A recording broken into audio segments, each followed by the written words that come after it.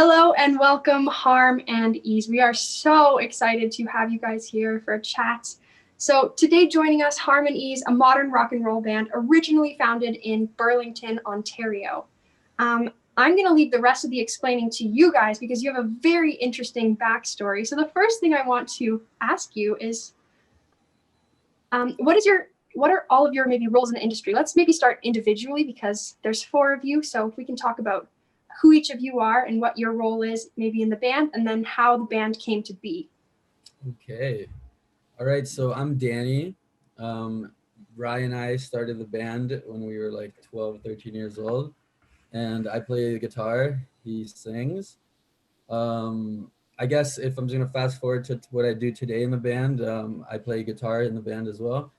I'm one of the songwriters and also producer and recording most of the time. We're recording here with me and Alex, our drummer. Right. I'm Rylan Whalen. I'm, like Danny said, we founded the band together over a decade ago now. Originally I was just the singer, but now I'm song. We've always been the songwriter, so a singer, songwriter. I play guitar, I play piano and stuff, but mostly when we perform, I just sing. But lyricist too. I don't know. I do a bit of everything. You cook too. I do cook. I'm cooking right now, actually. I'm making soup.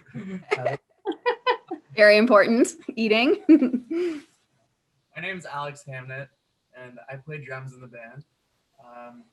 As Danny said too, I do a lot of the audio engineering and production work as well as songwriting. We all work on the songwriting together, and yeah, that's my role these days. Hi, John. hi, nice to meet y'all. I'm John Goodblood. I'll play guitar, I'll play bass, I'll write, I'll sing, I'll do a handstand, and that's about it. Yeah. Do I do anything else? He does a little bit of it all. There we go. He does a little bit of everything. And I joined 3 years ago. Awesome. So I'll give you. Yeah, you go. Sorry. For sure, go ahead. I was just going to ask a little bit more about your history because I know you guys have lived in a lot of different places, and obviously that's a huge part of your history. Yes. So I was born in Colombia, and when I was about 2 years old, I moved to the States, to Miami, and I lived there till I was about 11, 12, and that's when I moved to Burlington, and I met Alex and Rye. I went to the same school as Alex. He actually introduced us. Yeah, and we were looking for a singer. We started like this little metal band at first, and we wanted a singer. They introduced us to Rye, and so yeah, that's how we all met originally. And then this is when I was about 13, and when I was 16, my family had to leave Canada. We had to go back to South America, and so in that moment, we didn't know what was gonna happen or when we'd see each other again. But Rye, after like a year or two, decided to move to Argentina to keep the band alive because we were just like trying to keep the band going through like long distance and just like Skyping and writing songs on Skype. I was living in Argentina and he was still in Canada. And when he came to visit for the first time, I guess, after being there for a bit, we got a lot of attention there. We got put on we went on radio stations and stuff, and the band started getting noticed a bit. So then Rye came back to Canada to finish high school. And when he did, he fully just moved out to Argentina to like continue chasing our dreams. And because I wasn't able to come here. And then that's where we ran into John. John's from Argentina. We met him on a street corner. He was busking, playing the blues, and singing. He was singing in English. That sounds ridiculous, but it's actually how it totally was. true. Oh my God, that's awesome, guys. This is like a really Who's this guy? This is a really famous street corner in Argentina. It's just like one of the main subway Times stations Square. and stuff, and it's like it's kind of like a big corner. Urban part. And I remember my first time I just like walked out of the station. I was new in Argentina, and I just see this guy with like long curly hair singing in English, and I was just like, whoa, who is this guy? Like, how do you do this? Yeah, how do you speak English He so didn't well? look like anything. And then he was wearing a suit and everything. We're like, what the hell? And, Yeah. after Bob that, Dylan-esque. yeah, and then we ended up just like busking for a couple of years, like around running into each other in different little areas till we finally just decided to hang out one day. If I may intervene, like it's kind of cool. I like how you guys are kind of trying to focus on the story edge of the band a little bit because it is fairly interesting. Like to consider, like usually bands, they'll like start like in this case, these guys did start like in high school, but usually it's like, we like, and we started in high school and we stayed in the same town forever. And then we put out a record. It's like usually kind of the same VH1 behind the music kind of story, or like the people kind of keeps them like doing things. And it's like, they're all brothers. It was like almost like the first entire decade of this band is like fully independent, and there was nobody like, no talent scout being like, you kids are gonna be stars, you head to the top. That did not happen. It was just the will of young kids wanting to create music. Yeah, just at to all stay costs. together. I mean, clearly you traveled a really far way to stay together and keep the band together. It's wild. Basically, after the band got settled in Argentina for a bit, we ended up just getting lots of attention there, and we started touring Argentina. We got an Argentine manager, and then we kind of just decided to stay there for a bit because the band was growing so much, and just we wanted to make our way back to Canada when we could, but it's going to take some time, so we just try to make the best out of it. And we ended up doing a lot in Argentina actually, and released 2 albums over there, and we did a lot of good stuff. And then in 2019, I guess, or 2019 was when we made this video and raised enough money to get the whole band into Canada. And so that was like our first step, because we were kind of feeling like we needed to get the music into North America, because we were singing in English and we were in the South American market. We hit a limit. We weren't getting the same opportunities as other bands down there that were like fully Argentine and sang in Spanish. So we just hit a certain limit and we couldn't get past it. We always wanted to come back to Canada. That was kind of the goal, but it just took forever. Finally, we got it figured out, and we came back 2019, and we made a record here in Hamilton, Ontario last year with actually it's been 2 years. Yeah. With Dominic John Davis, who's Jack White's bass player, and we ended up that was like the coolest shit ever, because we're all big Jack White fans. And so after that, we ended up that full record was done like on tape, just like no in click track. that studio. They recorded a lot of the City and Color albums too, so that was pretty cool. We were really influenced by him like way back in the day. There's just a lot of cool. It was a cool studio. Very cool. Oh man, I'm so interested with the fact that you guys recorded the entire album analog. Can you, because our podcast is focused on young and emerging musicians and artists, can you maybe just explain what analog or tape is, and then tell us why you decided to record that way? Well, we can talk about like the difference nowadays with home studio technology, digital. There was the emergence of digital way of recording music. But back in the day, like before approximately the late 1970s, early 1980s, you would record to tape, as in you would have a limited amount of tracks. Alex, you feel free to intervene whenever you want, whatever it is. And but when we went in to do, like, we knew Catherine North Studios had like a very specific, they had the technology to do it correctly, to do the analog recording correctly, and basically we had to play live in a room together without having that much availability to edit digitally later, right? There was only a limited amount of tracks, and it was more. There's no going back and like fixing a certain. You can only to a certain point. Yeah, you gotta get the tape down to like. It's more about interpreting, and it's a dying like art form in a sense. Yeah. It's so much easier now to record digitally, and we basically it cost a little bit did it for ourselves though, because it's like some of our favorite records and bands were from the 60s and 70s and recorded in this way, and we wanted to do it just ourselves to just it was something we always wanted to do, just to hear ourselves. And if there was anybody that could curate it properly, it was probably Dominic, because he had already done this on a professional scale with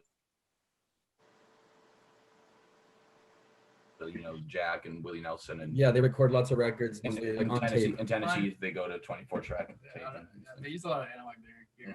Like we had a moment we were recording, we wanted to do something, and then we couldn't because there wasn't enough channels, and that's like the moment where you're like, whoa, we're actually doing this on tape. Because nowadays, if you're just in a studio, you can just do whatever you want with as many channels as you want. If you can save all the takes you want of vocal take, whereas when you're going to tape, you have to commit to the one that you're choosing. Yeah, so like on the record, there's like 11 songs, 12 songs, and some of them, like I think there's at least 1 or 2 that are like the first or second take that we just played it, and we're like, that was it. A lot of them are mostly like the 5th or 6th take where we got a nice take, and then from there we were just like, that's the one, we'll work on that one. but there's not much you can do after you finish the take. You know, it's just you can do some overdubs and stuff, but So, the track is all Yeah, there. you gotta rehearse a lot and make sure you know what you want in the songs. Yeah. Before Yeah, you get to the studio. that's like the biggest thing compared to like nowadays. If you go into the studio, you can just start like creating more in the studio, and like digitally it's easier than when you're You can doing it delete on whatever tape. ideas you have, and I don't know. It's harder on tape for sure, but it's a different quality of sound, and it's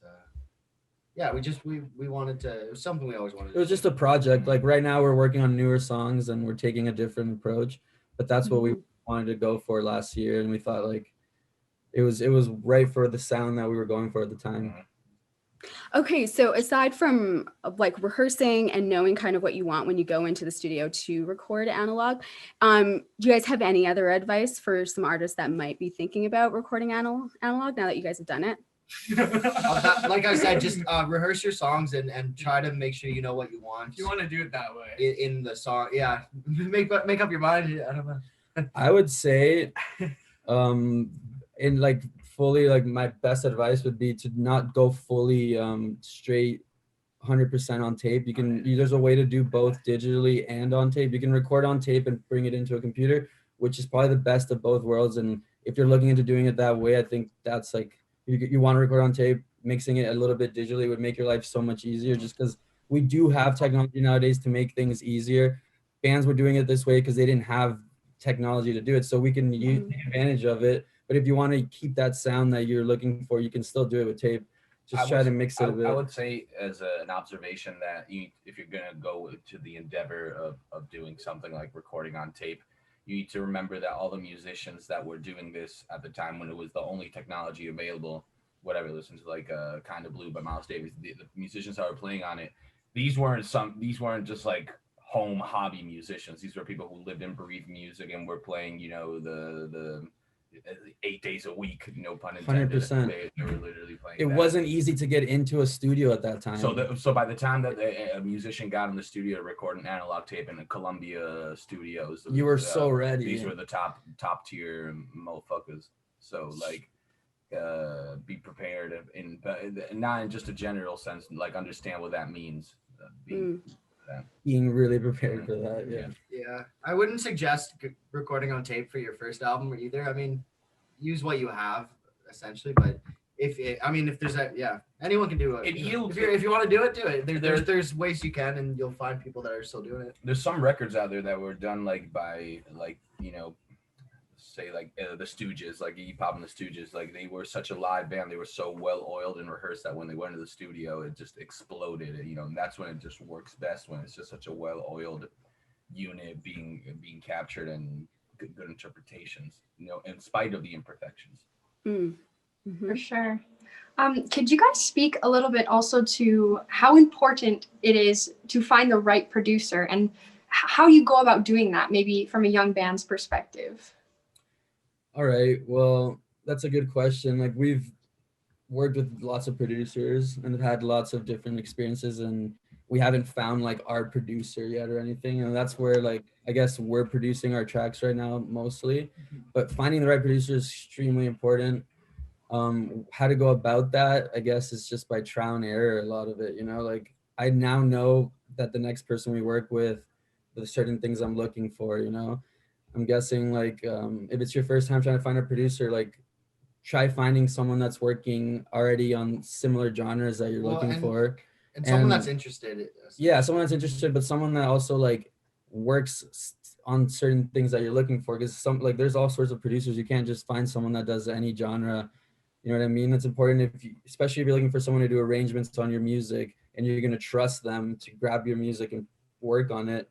We want to find someone that you look up to or that you like the work they already do, you know. That's like, because we've obviously, when you start a band, you might just go for the first person that talks to you kind of thing, because you're just like, I'm a producer, sure, but then you're not gonna get the same results probably, and it's gonna affect your work, you know. A producer can really change everything about your sound, and that can mess up or bring lots of good things to your sound. So yeah, I guess just like, for me, I guess trial and error, trying to find different people, meet up with different producers, like have writing sessions, work with them, see how it flows and stuff. I don't know. What do you guys think? Yeah, I think like a good something is important in producer to be like a good connection with the person, somebody who has a good connection with your music and appreciates. Exactly. appreciates Obviously, it. if you have a producer that But is also really that interested, also if you can like flow on a creative level together with them, like in terms of like bouncing ideas off of each other, and yeah, like, sometimes it works, sometimes it doesn't. I remember it's like what Danny's saying is trial and error. Like a lot of things. One of the best things about a producer, I guess, that we learned working with big producers is just like the way they work with the artist and how they can like bring the best out of the artist, you know? So if you're working with someone that you feel like is bringing the best out of you, and most of the time, like it's not an obvious thing. They're not just like telling you what to do, you know? That's where the magic is, when the producer is like getting it out of you naturally.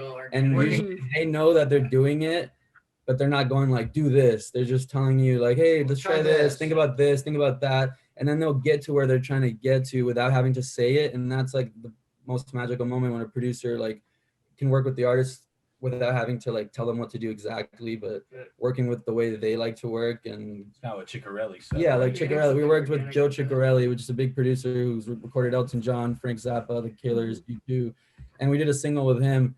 And yeah, inside the room, like it was just the way he was managing the energies and the way he was like helping us guide us through the song. It wasn't so direct, you know. It wasn't like, guys, try this. It was more about feeling things out and getting us in the right vibe, and maybe like playing something over many times before even starting to click record, and changing and trying new things and stuff like that. And from there is where like the cool ideas start to like come out naturally, you know, where it's like, try this, maybe try it a little bit faster and see what happens. And then you're like, whoa, that actually was great, you know. And like little things like that end up happening. That's where a producer, I think, shines. Yeah. I think about that question a lot of the time. I was reading the other day about how, for example, the Red Hot Chili Peppers, almost all their most famous work they did with Rick Rubin, but then 2016 they stopped and they went for Danger Mouse, and it was a whole other kind of experience after knowing that like it's not that it's like they could have just gone, if it ain't broke, don't fix it, you know, like they Can't Stop and Snow, Hail, Day in California, Under the Bridge, all their biggest hits they were with Rick Rubin, so they might as well just but they kind of had, after so many years, they kind of went for Danger Mouse, and it actually went great. That tune, Dark Necessities, is like as big as anything. And that was like a good move on their part. Sometimes it can go like how Danny said, it's like kind of a little bit of a tightrope, double-edged sword thing, and go very well or very wrong. Like I was reading yesterday about how this country artist named Waylon Jennings, they tried to produce him in a slick, what they called countrypolitan style. Chet Atkins tried to make him like a super slick artist, but he was like, no, I got to make like the music of the honky tonk. So we had to like dip like and leave from that whole like slicked out scene and forge his own ground, right? So you're always kind of as an artist, and from our perspective, is like we're a band, right? So we're musicians and we're together, and like we produce our own content, but we also got to be open towards production. You kind of got to dance that fine line between being able to accept what other people are pitching you, but also being confident enough and where the times are at too. It's to defend what you do and what you've always done, you know. So you gotta try to stay relevant. Yeah, that's what I would say. Oh my goodness, amazing advice. Switching gears a little bit, something that I noticed about you guys is your style, and that kind of bleeds in from like a viewer's perspective. That kind of bled into everything for me, for you guys, like your music, your videos, the clothes you wear. It's all super cohesive. So I'm wondering, how important is style when it comes to branding and when it comes to creating a cohesive image, and how does that help you? Well, I think it like kind of happens naturally. Yeah, I think over time we kind of your styles just kind of blend. They start to naturally blend. Like I think early on in our career, there were some members that maybe me and Danny have always kind of dressed similar. Like at the beginning it was just us, but then we'd add other members in, and maybe they were at different points in their life, or they just like different things, and it just didn't like aesthetically, it wouldn't fit. And people might be like, oh, that guy looks a little off because he's dressed, he looks like a substitute teacher or something, or wearing khakis and like basketball jersey. Yeah, basketball jersey. It's something weird that just doesn't really vibe with it. And over time, I guess you just realize what works. And I think it's important. It's important because, like, you know, when you see us like walk in somewhere together, and it's like the whole Beatles thing or the Stones thing, you know, it's kind of like, well, they're wearing suits or whatever, they're wearing that. Like, we kind of have our own styles. Like, if you really looked into each of us, it's not like we're all matching perfectly, but there's something that like ties it all together. And that also has to do with just the fact that we've known each other for half our lives and we've been making music together, and we live together, we work together all the time. And it's like, you become similar people. We also love rock and roll. Yeah, we all love rock and roll. If we were all rappers, we would be dressed completely differently,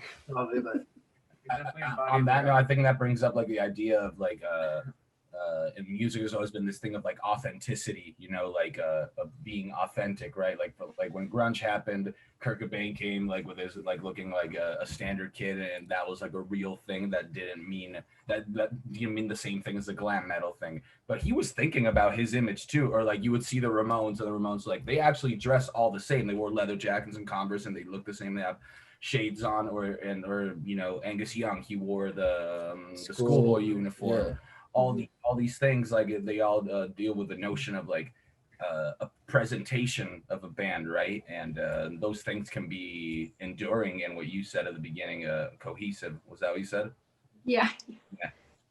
It's all in that pursuit, right? Of just being a cohesive, constant, artistic like force. To be for me, it's also like you were saying about branding the band and all that. If you like going back to like seeing us outside of like, this is how we wake up and we're full-time Harmonies, you know. It's not like we're like we have jobs in the day and then we like put this clothes on when we get off work and we're like, now we're in a band. It's like, we live together in this crazy house called the House of Ease, and this is just us, right? We're all just like, this is the way we wake up and we're just into Harmonies kind of thing, but it's just us. But when you see us outside and people just see us, they're like, who are those guys, you know? So like, it really helped the band because it does call a lot of attention, you know? We're not just average or just like at live shows, and for like, we might tone it up a bit at certain things. Like we played a Halloween show and we all put on like crazy makeup, and that, I mean, that's not essentially just Harmony, it's not Halloween all the time, but I don't know, you can just,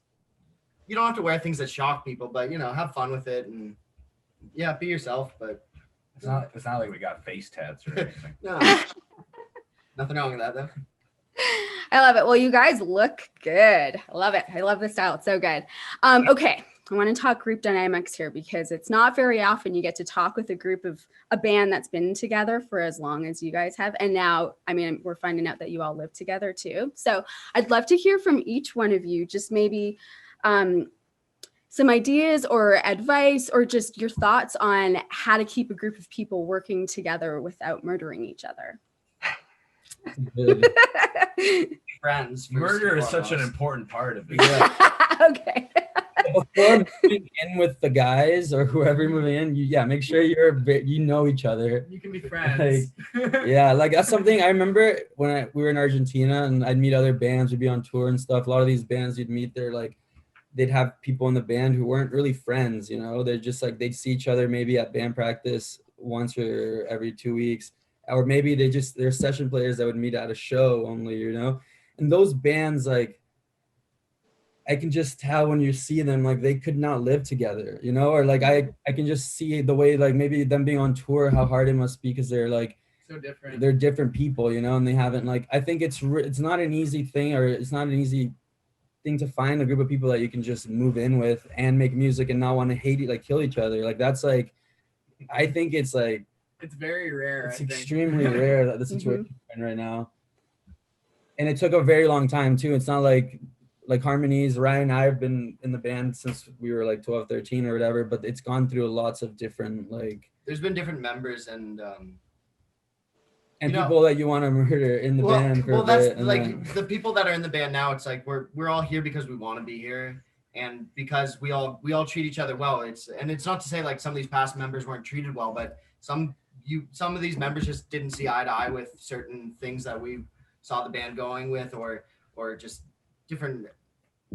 They're just personalities can clash sometimes. So just it's important to find like-minded people and And it's also important, yeah, to find people who want to work, you know, because there's a different thing between being in a band with people who all want to work, or people who just want to be in a band for the reason of being in a band, or because you're friends. That's another thing. Like, you start a band when you're kids, and then you just have this person in your band who's your friend, but he's not doing the job anymore, but he's still your friend, and you don't want to let him go, kind of thing. That's another problem in lots of bands, you know. So like, I think it's like, to find the right crew of people and decide, like, I'm gonna move in and work with these guys, it's not an easy and it might thing, not, like, you might not get it first try. It's probably gonna go through maybe some different formations, like whatever. If even, you know, not even with bands, but with anything you do in life, you're just gonna meet new people and choose the people that work well with you, and it's about teamwork, really.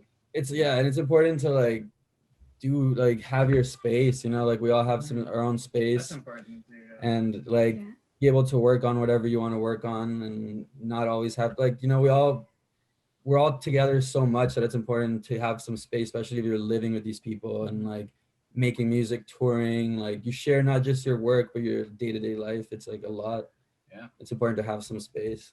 Yeah, I would just say we love what you do. You know, we love what we do. We love making music and making music together. And thankfully, like, through my experience, I think making music has allowed me to exercise like my own demons in life. Like, at times in which I feel like I want to murder somebody, I'm like, oh wait, I get to make music. That's like my life. I make music. So that's very therapeutic, and it purges all that shit away. And I would say that kind of like all you guys kind of feel that way too. That like we love what we do. It's therapeutic. Yeah. And it's always key to like work on your relationships with each other. Yeah, patience. Yeah. Keep those kind of things in mind. Communication. Snack breaks is important. Yeah. Snack. Did you say snack breaks? Yes. Yeah. So. Honestly, it's so true. How important snack breaks really are. I have seen that go awry in many a situation. He's a hangry man. You don't get your sleep. Sleep too. Yeah. Sleep. Great advice, guys. Go ahead, Maddie. For sure. Lisa and I also wanted to ask you a little bit about your live videos. Oh my goodness. What is your process for taking a song from one of your albums and then putting it into a live context? How does it differ from the recorded version? It's just the live version, right? I think it's that, well, when you play live at a concert, you mean? Yeah, like do you guys play the songs exactly like how they're on the record, or do you change things? We try to play as close as we can. No, it depends. It depends. But it's not. Well, things change. I mean, through time. Yeah. You can. Sometimes you'll record something, and then the later on you'll add something to it, and then you play it better with time. So like, I don't know, at a concert, the first time you play it might not be so tight, and then over time you find it works. So yeah, maybe it might sound a little bit different than the recording when you made it, because that was music or something. I think you want to try to. A lot of times lives, we also try to add like other things like intros and yeah, like it's the whole like theater movie thing, you know, like you know, if you're gonna watch a movie that's recorded professional, you go to the movie theater, you're expecting like a super edited movie, right? So if you're like at home and you just released a new record and you're listening to it, you expect it to be like a super proper record.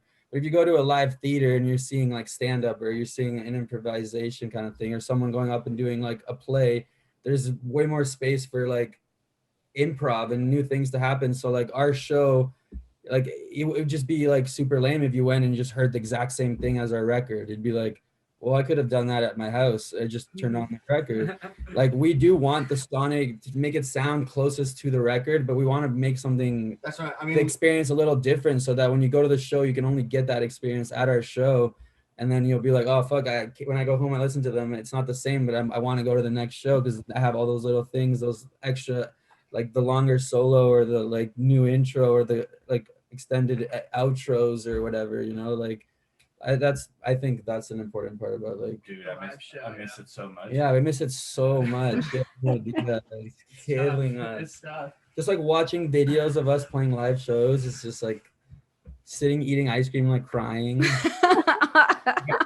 Audio of a show, one of the last show we did in Argentina. Oh my we God, came, yeah. and it was just like, oh my goodness, listen to those screaming, enjoying, adoring people. Yeah, we got our sound guy sent us like a week ago, like, guys, look what I found. He had like went and taken from the soundboard the last show we did in Argentina, and he's just like sent an email, said last show in Buenos Aires. And it was such an emotional show. It was crazy because we were there for 5 years and we did so much. And I like even that show, I remember like we pulled up from sound check, we finished sound check and we came back to the show to get ready to play or whatever. And there was just this line going across like so far outside of the club, and we got out of the cab and like everyone's clapping outside because it was our last show and stuff. And I remember just looking at that going like, this is what we did here, you know, this is what we did in these like 5 years. And like we had to sneak in a bunch of our friends because like the show was sold out immediately and the line was so long. There's people like screaming like, you won't get in the show, and we had to sneak in a bunch of our friends. It was craziness. And like, yeah, we got the audio to that show and just hearing all the little in between talking to each other and what we say to the crowd, especially in this context right now. Yeah, no shows, you know, it sucks. It almost seems like unbelievable, like listening to how it was, how many people were there and how like normal that was, you know.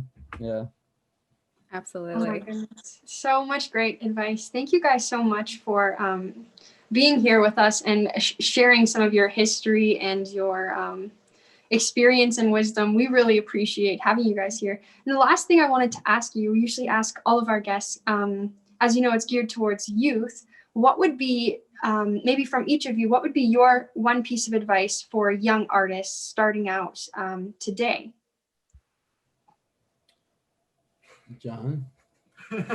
My piece of advice for young artists starting out today: follow your creativity, follow what you feel inside. I would say whatever you're doing and the music you're making, first and foremost, please yourself.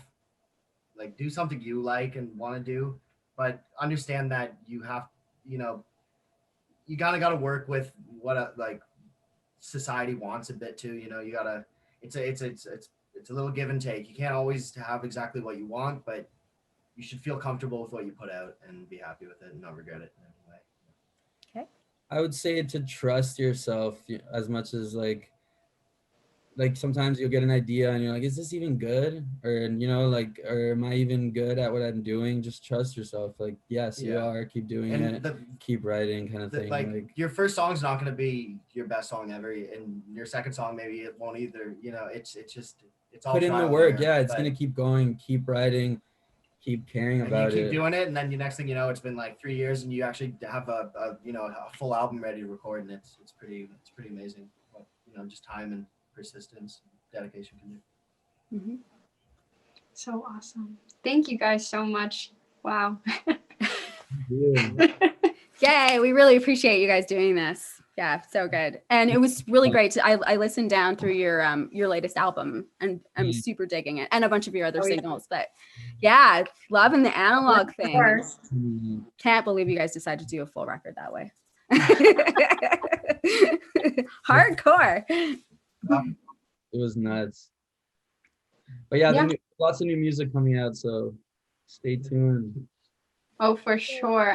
All of our audience is can't wait to hear what you guys are gonna put out, and we can't either. Thank you so much for being here with us, and I hope you guys have a great rest of your night.